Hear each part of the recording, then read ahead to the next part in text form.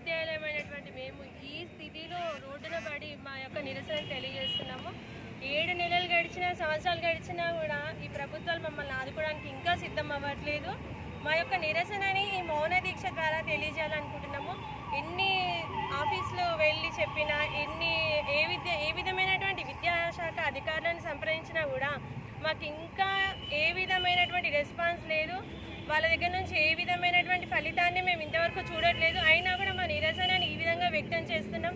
ఉపాధ్యాయులమైనటువంటి మేము ఎన్నో పాఠాలు చెప్పిన విద్యార్థులకు చెప్పి విసుగొచ్చి ఈ విధంగా మా నిరసనని తెలియజేయాలనుకుంటున్నాం. ఇప్పటికైనా కూడా ప్రభుత్వం స్పందించి మా యొక్క డిమాండ్స్ని నెరవేర్చాలని కోరుకుంటున్నాం.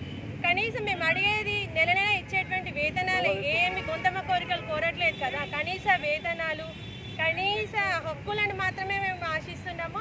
వాటికి కూడా స్పందించినటువంటి ప్రభుత్వాన్ని మేము ఈ విధంగా ప్రశ్నించాలనుకుంటున్నాము. మా మౌన దీక్ష ద్వారా మా నిరసనను తెలియజేయాలి.